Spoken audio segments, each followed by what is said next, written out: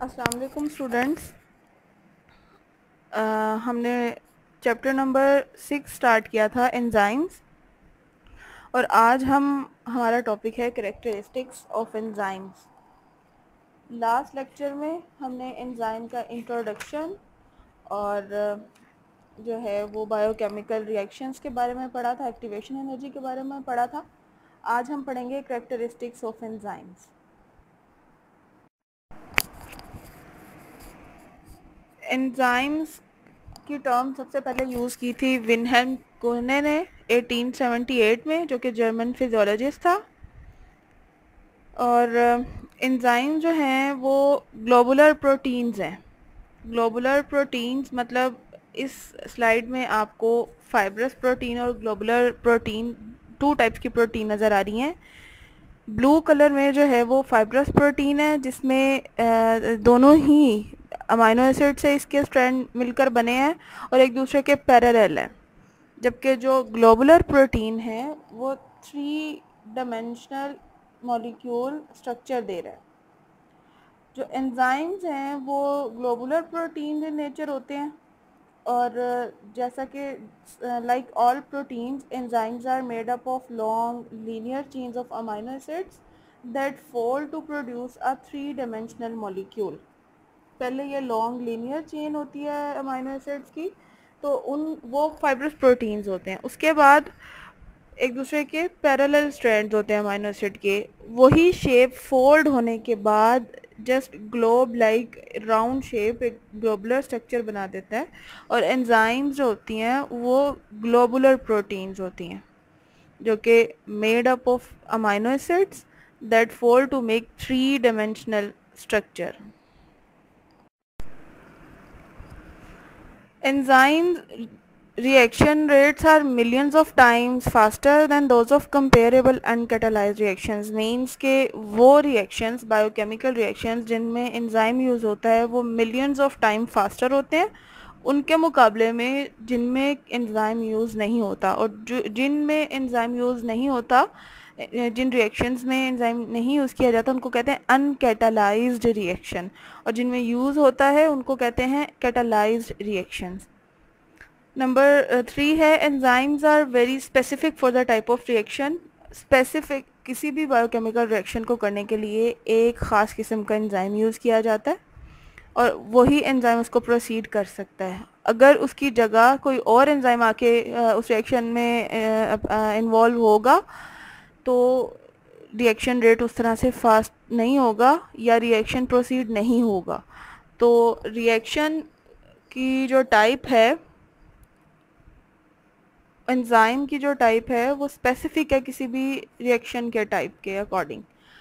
उसके बाद है catalytic region is known as active site. Enzymes पे लास्ट लेक्चर में हमने पढ़ा था एंजाइम्स के ऊपर जो एक्टिव साइट है, जस्ट स्मॉल पोर्शन जो कि यूज़ होता है किसी भी बायोकेमिकल रिएक्शन में डायरेक्टली इन्वॉल्व होता है, क्योंकि एंजाइम खुद तो इन्वॉल्व नहीं होते हैं, खुद यूज़ किए बगैर रिएक्शन प्रोसीड करवाते हैं। तो ये एक्टिव साइट पे आके सबस्ट्रेट या रिएक्टेंट्स अटैच होते हैं और उस रीजन को हम कैटालिटिक रीजन भी कहते हैं, जिसने कैटालाइज करना होता है रिएक्शन को। अब जो एंजाइम एक्टिविटी है can be regulated by inhibitors and activators. मतलब एंजाइम एक्टिविटी को हम रेगुलेट कर सकते हैं। एक्टिवेटर्स हैं और इनहिबिटर्स हैं, दो मॉलिक्यूल्स हैं। अब इनहिबिटर्स कौन से होते हैं? इनहिबिटर्स वो मॉलिक्यूल्स हैं जो कि क्या करते हैं, एंजाइम प्रोडक्शन को ख़त्म करते हैं या रोकते हैं अगर सेल में उनकी ज़रूरत नहीं है, पूरी हो गई है तो। फॉर एग्ज़ाम्पल, हमें जितनी प्रोडक्ट चाहिए अगर एक सेल में उतनी प्रोडक्ट बन गई है, उतने मॉलिक्यूल्स बन गए हैं, तो अब उस एंजाइम की एक्टिविटी को रोकने के लिए जो मॉलिक्यूल्स आते हैं उनको कहते हैं इनहिबिटर्स, कि अब इससे ज़्यादा रिक्वायर्ड नहीं है, और वो इनहिबिटर्स आके एंजाइम एक्टिविटी को स्टॉप कर देते हैं ताकि ज़्यादा प्रोडक्ट ना बने और नुकसान ना हो। इसी तरह अगर सेल की नीड है, अकॉर्डिंग टू नीड, अगर सेल को ज़रूरत है तो वहाँ पे आके कुछ मॉलिक्यूल्स होते हैं जो कि एंजाइम प्रोडक्शन को बढ़ा देते हैं। एनहांसिस, बढ़ा देना, enhances the enzyme production according to need. अगर सेल के अंदर ज़रूरत है कोई प्रोटीन बनानी है या कुछ भी, कोई भी रिएक्शन जिससे प्रोडक्ट बनानी है, ज़रूरत है, तो हम उस जगह पे आके एक्टिवेटर मॉलिक्यूल्स आके एंजाइम प्रोडक्शन को एनहांस कर देते हैं। कुछ एंजाइम्स ऐसे होते हैं जो कि अकेले ही काम कर लेते हैं, लेकिन कुछ ऐसे होते हैं जिनको कुछ एडिशनल कंपोनेंट की ज़रूरत होती है काम करने के लिए, रिएक्शन प्रोसीड करवाने के लिए। उनमें हैं एक तो कोफैक्टर्स। कोफैक्टर्स क्या होते हैं? अगर एंजाइम के साथ आके नॉन प्रोटीन मॉलिक्यूल या आयंस आके अटैच हो जाएं जो कि रिएक्शन को प्रोसीड करवाने में एंजाइम क्या हेल्प आउट करते हैं एंजाइम को, उनको कहते हैं कोफैक्टर्स। अब ये कोफैक्टर्स दो तरह के हो सकते हैं, inorganic cofactors for example metal ions, और organic cofactors for example flavin या हीम, ये विटामिन है। अब फ्लेविन या हीम के मॉलिक्यूल्स एग्जांपल है ऑर्गेनिक कोफैक्टर की। अब ऑर्गेनिक कोफैक्टर आगे फर्दर जो है वो टू ग्रुप्स में डिवाइड है।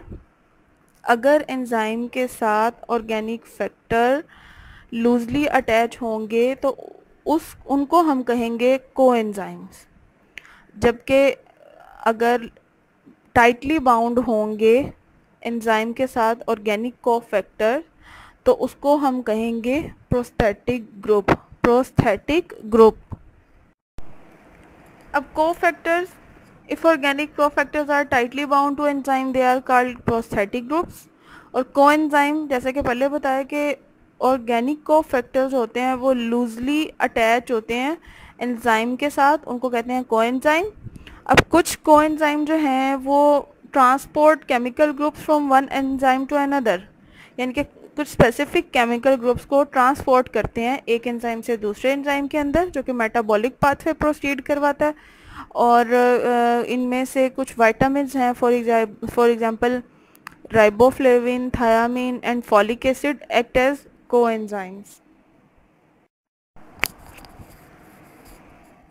एंजाइम्स की टर्म सबसे पहले यूज़ की थी विल्हेल्म कोहने ने 1878 में, जो कि जर्मन फिजियोलॉजिस्ट था।